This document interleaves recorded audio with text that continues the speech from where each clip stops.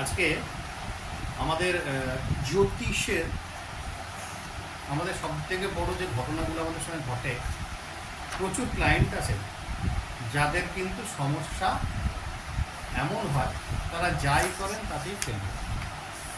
তো এটাকে কী করে আমরা রিমুভ করতে পারি, তাকে কী করে সঠিক রাস্তা দেখাতে পারি, তার একটা আমরা আজকে আলোচনা করব। আজকে সাবজেক্টটা হচ্ছে অ্যাস্ট্রোলজির কার্মিক অ্যালাইনমেন্ট, ALIENGMENT, কার্মিক অ্যালাইনমেন্ট, অর্থাৎ কর্ম কী করে শুদ্ধি করা যায়।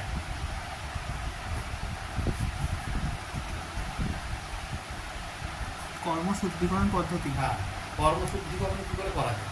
এটা হচ্ছে তোমার কোনো রেমেডিস যখন কাজে আসে না, কোনো রেমেডি কাজে আসে না, এবং তার কোনো ব্যবসা কোনো চাকরি কিছুই চলে না। খুব দেখতে পাবি এরকম, মানে কিছু লোক তো পেয়েই যাবি যেটাতে তাদের কোনোভাবে তারা দাঁড়াতে পারে না। দু ধরনের কর্ম আছে, একটা হচ্ছে দৃঢ় কর্ম, একটা হচ্ছে অদৃঢ় কর্ম। অদৃঢ় কর্ম একটা হচ্ছে দৃঢ় কর্ম, আর হচ্ছে অদৃঢ় কর্ম। অদৃঢ় কর্ম কি? দৃঢ় কর্ম কি?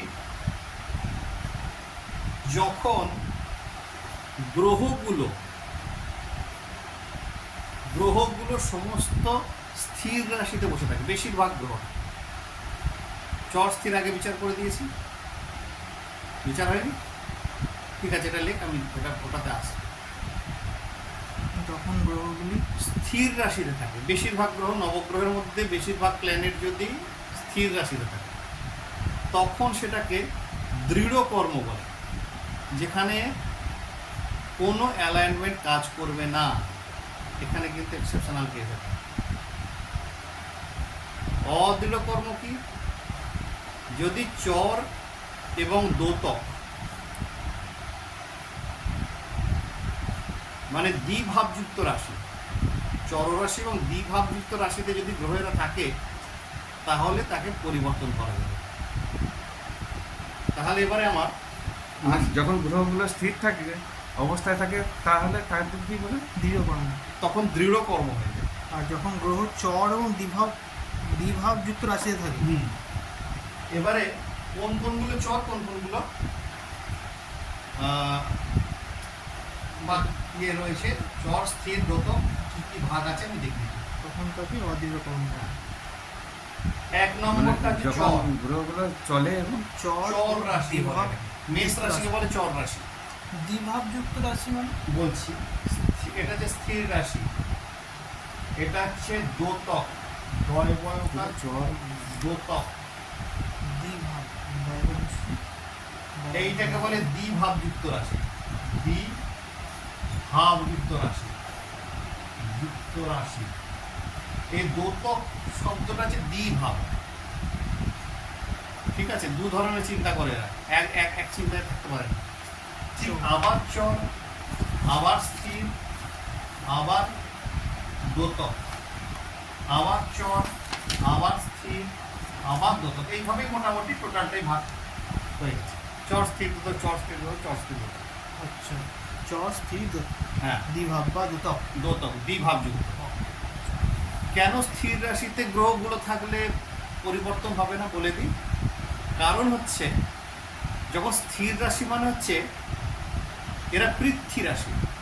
ঠিক আছে, ও যেমন হচ্ছে চর রাশি, এই হচ্ছে অগ্নি রাশি বলা, এটা অগ্নি। এটা হচ্ছে পৃথ্বী,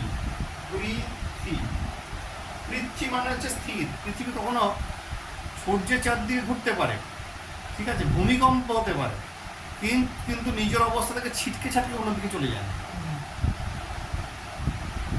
এই জন্য এটা বলে স্থির রাশি। পৃথ্বী রাশি, স্থির রাশিকে বলা হচ্ছে পৃথ্বী রাশি। অগ্নি, পৃথ্বী, এটা যে বায়ু, দ্বিভাবযুক্ত রাশিকে বায়ু বলে, বায়ু। আর তারপর এটা হচ্ছে জল। সেম আবার জল, আবার অগ্নি, আবার পৃথ্বী, ঠিক এইভাবেই গোটাটা ঘোরে। ঠিক আছে, অগ্নিবৃত্তি বায়ুজল, অগ্নিবৃত্তি বায়ুজল, অগ্নিবৃত্তি বায়ুজল। আচ্ছা, এটা তিনটে করে ঘুরবে আর এটা এটা চারটে এটা চারটে চারটে করে ঘুরবে। আচ্ছা, এর দুটো কমন জিনিস হচ্ছে দ্বিভাবযুক্ত, যেখানে পৃথ্বী রাশি সেখানে যেটা স্থির, সেটাই স্থির রাশি, যেখানে পৃথিবী আছে সেটাই স্থির রাশি। পৃথ্বী মানে হচ্ছে নড়ে না। আচ্ছা, এরা সূর্যের চারদিকে প্রদক্ষিণ করতে পারে, ভূমিকম্প করতে পারে, ঝড় স্থির হতে থাকে। পারে। হুম, পৃথিবী কেন এরকম নয় যেখান থেকে তুমি ছিটকে চলে গেলে দুটো খণ্ড হয়ে গেল, এরকম নয় কিন্তু পৃথিবী। ও যার জন্য পৃথ্বী রাশি বলা হয়, মাটি এ স্থির আছে, যার জন্য গাছপালাগুলো দাঁড়িয়ে থাকে। তো ঘটনা হচ্ছে এরকম যে পৃথ্বী রাশিতে যখন বা আমাদের ইয়েতে পৃথ্বী এবং স্থির রাশিতে যখন গ্রহেরা থাকবে, লিখে নিবি, পৃথ্বী এবং স্থির রাশিতে, পৃথ্বী বা স্থির রাশিতে যখন গ্রহেরা থাকবে তখন সেই গ্রহের কর্মফল কিন্তু কমানো যাবে না, সেটা কিন্তু দৃঢ় কর্মে চলে গেল। তখন সেই গ্রহের যে কর্ম, মানে যেটা ফলদানের ক্ষমতা, সেটা কিন্তু কমানো যায় না, সাথে ভালো মন্দ কিচ্ছু কম করা যায় না। এটাকে বলে দৃঢ় কর্ম। এটা তুই নাম জপ যা খুশি করে দে, আচ্ছা, এর প্রারব্ধ সাংঘাতিক হয়ে আছে, তখন সেই গ্রহের ফলগুলো কমানো যায় না। কমানো যায় না, কিছুতেই কমাতে পারবি না, কিছুতেই না। আচ্ছা, এই যেটা ভালো দেবার দেবে, খারাপ দেবার সেটা দেবে। মানে পৃথিবী রাশি, মানে ধরো মেষ, বৃষতে হয়তো বসে রয়েছে কোনো শনি, শনি তাহলে সে খারাপ ফলটা দেবেই। যা ভালো দেবার দেবে, খারাপটাও দেবে। আচ্ছা, ভালো খারাপ বলে কিছু নেই এখানে, যেটা দেবার সেটা দেবে। যেটা দেবে সেটা দেবে, মানে ওরকম তোর যেমন হচ্ছে বোধহয় রয়েছে ওদের একটা, বোধহয় তোর একটা রয়েছে বোধহয় বৃহস্পতি, বোধহয় আমার রয়েছে 7 নম্বরে পৃথিবী রাশিতে পৃথ্বী রাশি কেতু। বললাম, কেতু। কেতু। তার মানে কেতুর ফলটা তুই চেঞ্জ করতে পারবি না, হুম, কেতুর ফলটা তোকে পেতে হবে, ঠিক আছে? তো এই হচ্ছে ঘটনা। মঙ্গল বসে রয়েছে পৃথিবী রাশিতে। তার মানে ওইখান থেকে তুই কোনো রেজাল্টকে কাটতে পারবি না। হুম, তাদের নাম জব হাজার করে দে, হয়তো জমা থাকবে, নাম জব কষ্ট হবে না, কিন্তু ওর ফলটা থেকে পেতে হবে সারা জীবন, ঠিক আছে? এটাকে বলে দৃঢ় কর্ম, এইটাকেই বলছে দৃঢ় কর্ম। আচ্ছা, অদৃঢ় কর্ম যে বাকি কটা রাশিতে যদি থেকে যায় তাহলে হচ্ছে অদৃঢ় কর্ম। আমারই পৃথিবীর সাথে তিনটে গ্রহ আছে, ঠিক আছে? বাকি চর, দোতক, চর স্থির দোতক, চর এবং দোতক, আর হচ্ছে অগ্নি, পৃথিবীটাকে বাদ দিলাম, বায়ু, জলও প্রবাহিত হচ্ছে। অগ্নি এক জায়গা থেকে আরেক জায়গায় যেতে পারে হুম, বায়ুর সাহায্যে, তার মানে জলও সাহায্যে, বায়ুও প্রবাহিত হচ্ছে, জলও প্রবাহিত হচ্ছে, অগ্নি বায়ুর সাহায্যেও যেতে পারে, হুম, শুধু পৃথ্বী ছাড়, হুম, মাটি ছাড়। তাহলে কি হচ্ছে, এইখানে যে গ্রহরা আছে তুমি বলতে পারো এর একটা কার্মিক অ্যালাইনমেন্ট হবে, এই কর্মকে শুদ্ধি করা যাবে, বুঝে গেল? যদি এইখানে গ্রহেরা থাকে, এটা হচ্ছে অদৃঢ় কর্ম বলা, জাতকের পূর্বজন্মের অদৃঢ় কর্ম, লিখে নিতে পারি। এটা স্থির বাদে অন্য গ্রহে অন্য গ্রহ যদি গ্রহ থাকে তাহলে সেগুলো জাতকের হচ্ছে অদৃঢ় কর্ম, পূর্ব প্রারব্ধ অনুযায়ী হচ্ছে অদৃঢ় কর্ম, বুঝে গেল? ইন্টারেস্টিং ব্যাপারটা।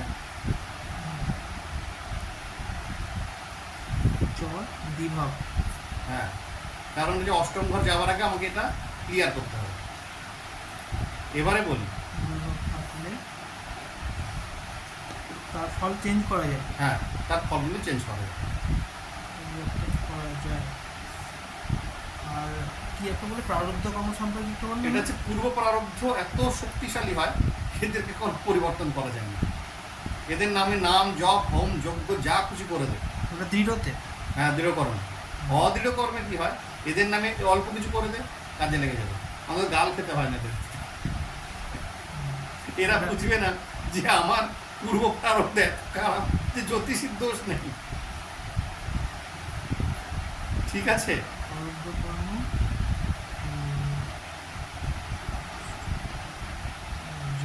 আর এখানে হচ্ছে দৃঢ় কর্মতে প্রারব্ধ কর্ম থাকলে সেটাকে খণ্ডন করা যায় না। না, দৃঢ় কর্ম মানে হচ্ছে সুদৃঢ় কর্ম, সে সংযুক্ত হয়ে আছে, সেখানে দাঁড়িয়ে আছে। আর অদৃঢ় কর্ম হচ্ছে সেখানে কিছু পরিবর্তন ঘটানো সম্ভব, হুম, বুঝা গেল? ক্লিয়ার? এবারে বলি, তাহলে অদৃঢ়কর্ম দৃঢ়কর্ম এটা আমার ক্লিয়ার হয়ে গেল প্ল্যানেট ওয়াইজ এবং আমাদের রাশি ওয়াইজ। এবারে বলি অনেক ক্ষেত্রে এরকম হয়, দৃঢ়কর্ম আরও কী করে দৃঢ় হয় বলে দিই। দেখা গেল আমাদের অষ্টম ভবন 8th হাউসকে কী বলে? 8th হাউসের একটা ভালো নাম আছে, কতগুলো নামের মধ্যে 8th house another name is, আর একটা নাম হলো 8th হাউসের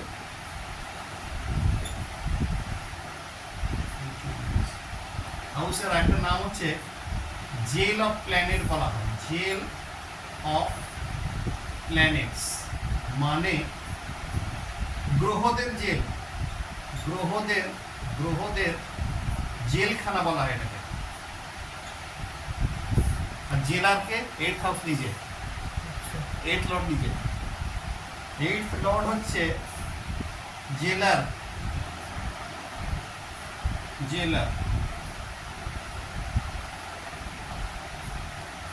এ হচ্ছে সমস্ত, এই ঘরটা হচ্ছে গ্রহদের জেল হয়। এই ঘরের যিনি লর্ড তিনি হচ্ছেন জেলার। এই ঘরে যে গ্রহেরা বসে তারা কিন্তু সহজে ফল দিতে পারে না, যেই বসে যায়। কোনো গ্রহের নিজেরই যদি জায়গা হয়, সে আরো মারাত্মক শক্তিশালী হয়, আরো মারাত্মক শক্তিশালী হয়ে যায়। ঠিক আছে, মেবি তাকে তন্ত্রমন্ত্র বিরাট করতে পারে। আবার এই ঘরের লর্ড, যে ঘরের লর্ডকে কানেক্ট করে থাকে তারা প্রত্যেকে জেলারের হাতে পড়ে। ঠিক আছে, মানে তো বলে না বেলে ছেড়েছি তোমাকে প্রতিদিন এসে একবার করে, কিছু কিছু বেল থাকে সন্ধ্যেবেলায় গিয়ে একবার করে দেখা করে আসতে হবে। ঠিক আছে, এইটা হচ্ছে 8th লর্ডের সঙ্গে যে আছে বা 8th হাউসে যারা আছে। ঠিক আছে, কিন্তু এবার জেলে যদি কোনো গুন্ডা মাস্তানি চলে গেল, গুন্ডা মাস্তান কি আছে 12th লর্ড 6th লর্ড, এরা আবার ওখানে গিয়ে ভালো করে দেখে। বদমাইশের জায়গায় গিয়ে পড়েছে, কিন্তু 9th লর্ড পড়ে গেলে দুর্ভাগ্যের শেষ নাই, এরপরে আছে যেন সব থেকেও নেই। তার মানে এর রাস্তাটা কি হবে? আমাকে 8th লর্ডকে গিয়েই বলতে হবে ওকে আমাকে কি ছেড়ে, অন্য কিছু করলে হবে।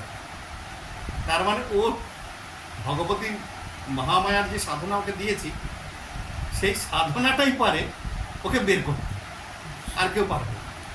বোঝা গেল? আর নাম জপ, এবার তোর যে দেবতার নাম জপে তোর কাজ। 8th হাউসে যখনই গন্ডগোল হবে, পাওয়া পয়সা পাওয়া যায় না, পাওয়া পয়সা মার যায়, পাওয়া জিনিসপত্র চলে যায়। ঠিক আছে, আমার লাইফে হয়েছে, যদি কিচ্ছু পাইনি বাপে, সবই নিজে। আমার এই 9th বসে আছে, 8 আর 9 একটা কানেক্টেডে বসে আছে, কিন্তু কানেকশনে বসে থাকলে কি হবে? ওটা 3rd হাউসে গিয়ে উঠছে। হ্যাঁ, মানে হচ্ছে উপচয়। উপচয় মানে কি? পরবর্তীকালে দেবো অপেক্ষা, এখন না হয় গন্ডগোল করে দিচ্ছে। ঠিক আছে, কিন্তু দাঁত ভেঙে গেলে কি আর মাংস খেতে ভালো লাগবে? সেই হচ্ছে ব্যাপার। তো 8th লর্ড মানে কথা হচ্ছে কোনো প্রতিকার ওইভাবে হয় না, প্রতিকার বলে কিছু নেই। আমি সোমনাথকে তোকে একটা দুটো চেয়ারে বসিয়ে ভালো করে বেঁধে রেখেছি, পায়াগুলোর সঙ্গেও বেঁধে দিয়েছি, কোমরের সঙ্গে দড়ি বেঁধে দিয়েছি, হাতের সঙ্গে হাত বেঁধে দিয়েছি। তুই কি পারবি তোরা নিজের খুলে নিতে? পারবি না, আমি যতক্ষণ না চাচ্ছি। কারণ আমি আমিই পারি খুলে দিতে, তার মানে আমার কাছেই আসে। তাহলে আমার কাছে কি আছে? আমার কাছে জ্যোতিষ আছে। তুই যদি জ্যোতিষ শিখিস তাহলে কিন্তু কিছুটা মার কম দেবে। বা এবং জ্যোতিষ শেখাটা এরকম বুঁদ হয়ে শেখা। যখন জ্যোতিষটা বুঁদ হয়ে শিখছে কেউ, তখন জানবি 8th হাউসটা কিন্তু তার আস্তে আস্তে জাগ্রত হচ্ছে। আর হচ্ছে চরম মন্ত্র জপ, ত্রিসন্ধ্যা মন্ত্র জপ, কি একটা সংখ্যায় মন্ত্র জপ করতে পারবে, এইটা হচ্ছে 8th হাউস কাজ করে। সংখ্যা জপ বলতে কারো 10,000 সংখ্যা আছে, কারো 1000 সংখ্যা আছে, আমি সারাদিন হাজার করবো। 1108 আছে, হতেই পারে। যোগ ধ্যান ওইটাও 8th হাউসে পড়ে? না, ধ্যান পড়ে না, ধ্যান পড়ে দ্বাদশে। ধ্যান হচ্ছে বিলয়, অর্থাৎ আমার আমিত্বকে নাশ করবার জায়গা, যাদের খরচের জায়গা ওটা। আমার আমিত্বকে যখন নাশ করছি তখন ওটা 12,000 নাশ করছি। ধ্যান কিন্তু নয়, এক্সেপশনাল কেস। আচ্ছা। ষষ্ঠ ঘর হচ্ছে দেবতার সেবা, সপ্তম ঘর হচ্ছে তার পূজা, এইট হাউস হচ্ছে ভিন্ন ভিন্ন তন্ত্রমন্ত্রের ক্রিয়া, নাইন্থ হাউস হচ্ছে দেবতার দর্শন, ঠিক আছে। দ্বাদশ ঘর হচ্ছে দেবতার সঙ্গে বিলয়, এটা লিখে নিতে হবে। মুখ্য। 6th হাউস সিক্সথ হাউস হচ্ছে দেবতার পূজা, দেবতার সেবা, সেবা। সেবা সেবা পূজা একই তো, না, সেবা আমার নৈবেদ্য হতে পারে। নৈবেদ্য সেবা। নৈবেদ্য মানে করছে, সেই, ঘর মুছছে, দেবতার ঘরে পরিষ্কার করছে, তাকে সাজাচ্ছে, ঠাকুর সাজাচ্ছে, এগুলো হচ্ছে সমস্ত সিক্সথ হাউস। এগুলো যে করে তার সিক্সথ হাউস ভালো হয়। 7th হাউস বললে সেভেন শুধু পূজা হবে, সেখান থেকে পুজো হয়, শুধু দেবতাদের পূজা হয়। দেবতার পূজা। হ্যাঁ, এইট হাউস হচ্ছে অকার্ড, দেবতার সঙ্গে তার ভিন্ন ভিন্ন তন্ত্রমন্ত্রের প্রক্রিয়া দিয়ে তার থাকতে আবাহন, তন্ত্র মন্ত্রের প্রয়োগ সেখানে, জ্যোতিষ সব। জ্যোতি সেখানে প্রয়োগ। কিন্তু কি যোগ থাকে? না, যোগ হচ্ছে দ্বাদশ। সব দ্বাদশ, ধ্যানটাও দ্বাদশ। আর 9 নাইন্থ হচ্ছে দেবতার দর্শন, সমস্ত কমপ্লিট করা হয়ে গেছে, তখন দেবতার দর্শন হচ্ছে, এবার মাকে প্রণাম করছে সে। 12th হাউস হচ্ছে না, এর মধ্যে 10th আসে না, 10th 11th আসে না, 12th বলে 12th চলে যায়, ওখানে ধ্যান যোগ, ওখানে ধ্যান যোগ, আত্মবিলয়। আত্ম। আত্মার যেখান থেকে অহং সত্যকে বিনাশ করে আমি, সেই ক্ষুদ্র আমিটা বৃহৎ আমিতে যখন আমি প্রবেশ করলাম, বোঝা গেল? আত্মার Clear? বিনাশ। আত্মার বিনাশ হয়, ক্ষুদ্র আমিটা বৃহৎ আমিতে আত্মা না আত্মা। ওই একই কথা। একই ব্যাপার। আত্মার বিনাশ হল, অর্থাৎ সেইখান থেকে সর্বপ্রকার আমার চাওয়া পাওয়া নাশ হয়, বুঝে গেল? এবার আমি বৃহতে এবার চললাম, আমার আত্মার পরমাত্মার সঙ্গে যে মিলন সেটা দ্বাদশ, যার জন্য এটাকে ব্যয় ভাব বলা হয়, সবের ব্যয় ভাব। ওখানে কোনো পয়সা ইনকাম হয় না, কিছু পাওয়াও যায় না, দেবতার আশীর্বাদ ওখানে নেই, শুধু ওখানে হচ্ছে মিলন। মিলন হয়, মোক্ষ লাভে তো জায়গা মোক্ষ এটা। লাভের জায়গা, যেটাকে মহারাজ বলছে, যে জীবাত্মা পরমাত্মার যে মিলন, তাই মহারাজ, ওইটাকেই বলছে, বুঝে গেল? আর একটা বললে 8th হাউসে যদি এবং connection সমাধি থাকে। কিন্তু এইট, সমাধি 8, সমাধি এইট, ধ্যান 12, সমাধি 8। সমাধি এইট। ধ্যান না করে তুই সমাধি আসবে কি করে? ঘটনা হচ্ছে এরকম, যখন সমাধি হচ্ছে, করতে করতে করতে করতে কি হচ্ছে, তাকে যেই মুহূর্তে সে ধ্যানে বসছে, ধ্যানে বসলে ধ্যান আছে না, হুম, ঠিক আছে, তাকে তো একটা আশীর্বাদ কৃপা পেতে হয়। হুম। কিন্তু সর্বপ্রকার সমাধি, যত রকমের সমাধি আছে, বলছে এইট হাউসই দিতে পারে। কিন্তু এই সমাধি থেকে যখন একদম টপ লেভেলে চলে গেছে, যখন এইখানে ব্রহ্মরন্ধ্রে এসে গেছে, ধ্যানের ব্রহ্মরন্ধ্র, ব্রহ্মরন্ধ্র খুলবে হচ্ছে দ্বাদশ। ষট চক্র ভেদ বলে না, ছটা চক্র তখন ভেদ হবে যখন দ্বাদশ ভালো হবে, বুঝে গেল? ক্লিয়ার এবারে? মজা হলো? এই হচ্ছে ঘটনা। এটা যে জ্যোতিষের মূল প্রতিপাদ্য। কেউ যদি এসে বলে আমি বিরাট কিছু, তার জন্মচক্র দেখে নেবে, তো একবার দেখিতে হয় তুই কি বলছিস তার সঙ্গে মিলিয়ে নিয়ে, তখনই বুঝে নেবে, জন্মচক্র বুঝে নেবে। এই হচ্ছে এমন একটা সায়েন্স, কিন্তু বলবো না। এইখানটাকে রিপিট করবো। 8th হাউসে তুমি বললে সে জেল ওই জায়গাটা, জেল ওটা, গ্রহদের জেল, ওখানে যেই গ্রহ পড়বে সে জেলে ঢুকে গেল। জেলে ঢুকে গেল। জেলে ঢুকে আবার গেল। জেলার হচ্ছে 8 হাউস। হুম। নিজেই এইটাও জেলা। আবার সে কানেকশনটা করে না, তবে যে কানেক্ট থাকে 8th হাউসে, সেটা একটা বলো। সেটাও হচ্ছে এরকম যে বেলে কেউ আসামি ছাড়া পেয়েছে, তাকে প্রতিদিন সে দেখা করতে করে, অর্থাৎ কানেকশনে আছে, কানেকশনে তাকে থাকতে হচ্ছে, তার মানে ধরো 2 এর সাথে 8 কানেকশন, আর কানেকশনে আছে, তখন 2টাকে ঠিক করতে হলে 8th হাউসের 8th যে house-এর রেমিডিসগুলো আছে ঠিক করতে হবে। সেইগুলো করতে হবে। এবং দেখা গেল যে 7-এর সঙ্গে 8-এর কানেকশন আছে, তার মানে 7 হচ্ছে কি ম্যারিড পার্ট, আমরা যাকে বিয়ে করছি তিনি, তাহলে বিয়ে এমন জায়গায় দিতে হবে মেয়েটির বা ছেলেটির, যে রিসার্চ ওয়ার্ক করছে, যে দেখা যাচ্ছে লতে আছে, যে দেখা গেল সার্জারি ডাক্তার, এরা কিন্তু সব 8th হাউসের কাজ, আমি বলে দিলাম, সার্জারি ডাক্তার, লিখেছে। তাদের সঙ্গে বিয়ে দিলে বিয়েটি টিকে যাবে। অথবা জ্যোতিষ, সব জায়গা সব কোম্পানি ছেড়ে এসছে, কোনো জায়গাতে দাঁড়াতে পারেনি, জ্যোতিষে দাঁড়িয়ে গেছে ছেলেটি, তাকে দিয়ে দাও, বিয়ে টিকে যাবে। কি বললো 8,000 বা যদি 7,000 থাকে, তখন যদি বিয়ের সমস্যা হয় তখন 8,000 যে 8 হাউসের যে প্রফেশন তার সেই প্রফেশন লেভেলের সঙ্গে তার সঙ্গে মিলবে, তাহলে বিয়েটি টিকে যাবে। ওটাই তো মিলছে তাহলে। কার্মিক অ্যালাইনমেন্ট হচ্ছে এটা। আমাদের কার্মিক অ্যালাইনমেন্ট কেন শেখাচ্ছি, এইটা পরবর্তীকালে তোমাদের প্রতি পদে পদে কাজে লেগে যাবে। এটা কিন্তু সাংঘাতিক জিনিস, কেউ কতটা শেখাবে আমার জানা নেই। সবাই বলবে সালা পাথর দিয়ে দে সব ঠিক হয়ে যাবে, না পাথর দিলে ঠিক হবে না। পাথর কিছু কাজ না, ঘর দেখতে হবে তোমাকে এখানে, সেই প্রফেশনাল লোকেদের সঙ্গে বিয়ে দিতে হবে। দেখা গেল অন্য একটা প্রফেশনের সঙ্গে মেয়ের বিয়ে দেওয়া হয়েছে, মেয়ের ডিভোর্স হয়ে বাড়ি চলে আসে। পাথর সাময়িক ওই লোক ব্যবসা। অ্যাকাউন্টেন্ট, ল ফার্ম, ভালো সার্জারির ডাক্তার, জ্যোতিষ, তন্ত্র সাধক, প্রত্যেকে 8 হাউসের লোক, প্রত্যেকে 8 হাউস থেকে করেই খায়। আমি এমন একজন জ্যোতিষের জন্মছক পেয়েছিলাম, জন্মছকটা গিয়ে দেখি নবাংশে এবং রাশি ছকে 8 হাউসে শনি বসে আছে, এবং শনি নিজের ঘরে। উনি তখন আমাকে একটা অপারেশনাল কেস আছে, উনি আমাকে 3 মাস আগে আমাকে দেখিয়েছেন জন্মছকটা। দেখুন তো আমি ফিরে আসবো তো, শনির মতো গ্রহ অষ্টমে বসে আছে। আমি তখন হঠাৎ মাথায় এলো, শনির মতো গ্রহ যদি অষ্টমে থাকে, তাদের উচিত সেই ব্যক্তিদের জ্যোতিষটা সাবধান করা, তন্ত্রমন্ত্র সাবধান করা। কারণ শনির দশম দৃষ্টি পঞ্চম হাউসে করে, যেটা আমাদের সন্তান।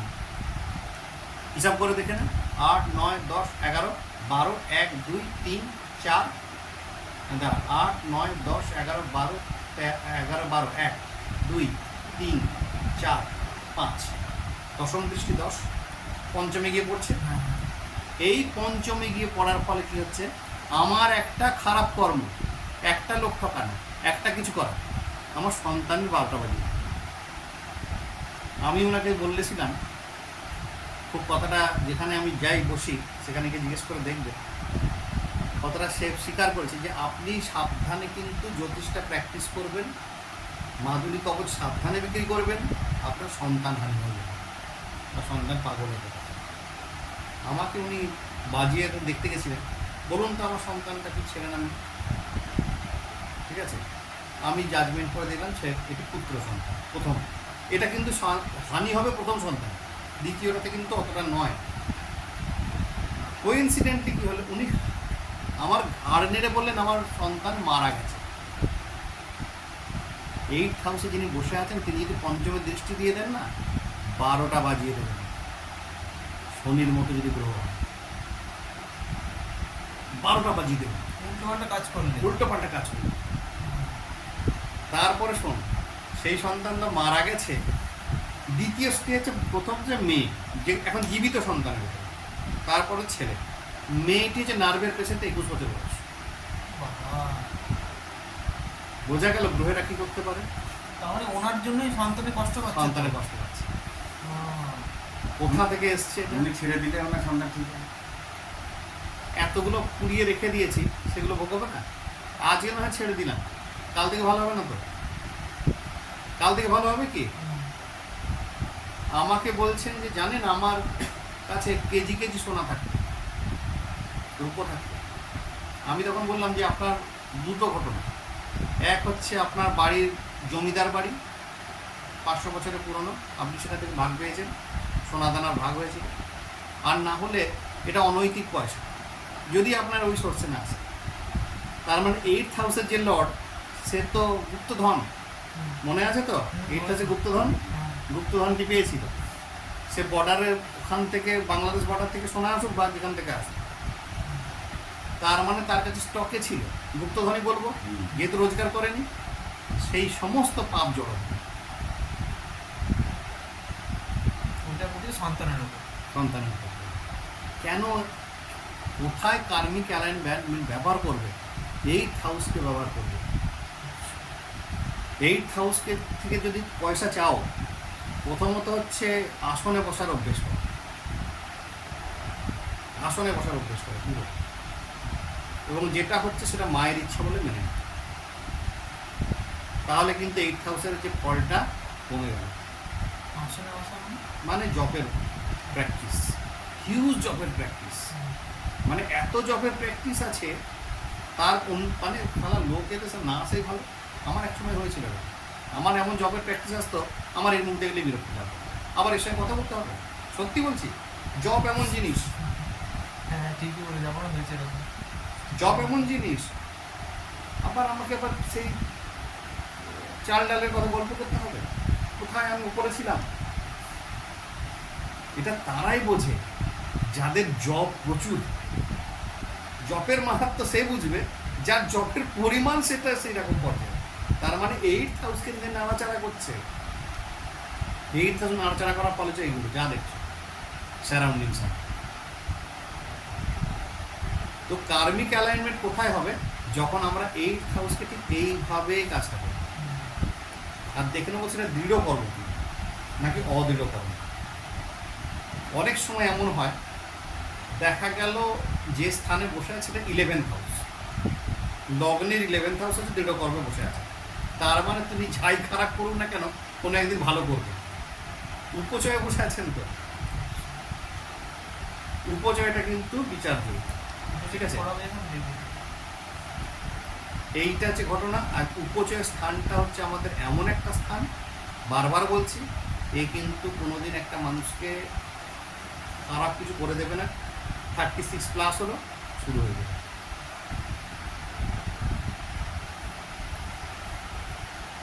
ওখানে শনি 8th হাউসে বসে আছে, তার মানে একটা দৃষ্টি অনুযায়ী, দৃষ্টি অনুযায়ী সন্তানের নাশ করবে। কানেকশনটা দৃষ্টি থেকে হয়েছে। হ্যাঁ, দৃষ্টি দেখে নষ্ট করবে। প্রথম সন্তান মারা গেল, দ্বিতীয়টি মেয়ে, সে আবার এখানটা গন্ডগোল আছে। নার্ভের রুগী, 21 বছরের মেয়ে, যেরকম 4 বছর ছেলেটা জানতে পারিনি, এবং তিনি কোনো একটা বিশেষ কালী মন্দির থেকে এই মাদুরি কবচগুলো করে নিয়ে আসেন এবং স্বীকার করলেন, অন্যজনের কাছে করে নিয়ে এসে বিক্রি করেন। খুব পাপ করে, নিজে তো করতে পারে না। নিজে করতে পারে না, এবং তিনি নিজে ব্রাহ্মণ সন্তান। এবং এই ঘটনাটার এক্সপিরিয়েন্স আমার কিন্তু প্র্যাকটিক্যাল লাইফে আমি কিন্তু পেয়েছি। 8th হাউসে ওই ডেঞ্জারাস জিনিস। কেন তোমাদের জেল বললাম, ওকে জেলার বললাম, ও কিন্তু দণ্ডদাতা। ওর দণ্ড থেকে যদি বাঁচতে হয়, হিউজ রকম জব করো, প্রচুর অ্যান্টাসিড খাও, যদি খাবার দাবার এমন কিছু খেয়ে থাকে।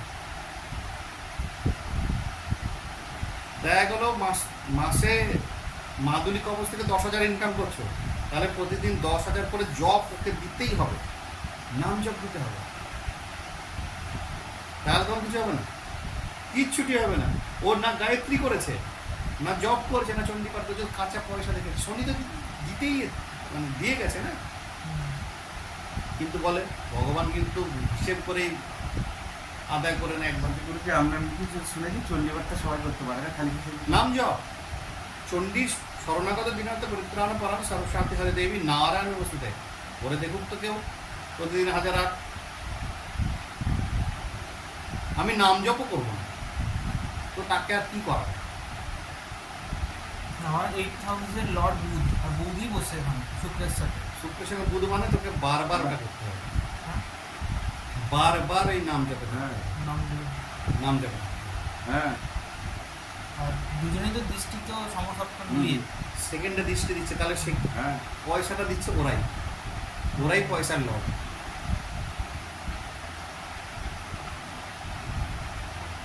তো ওই জন্য 8th হাউসকে আমাদের ঠিক করাটা একান্তই জরুরি। তার মানে পয়সা তো 8th হাউসে যা কিছু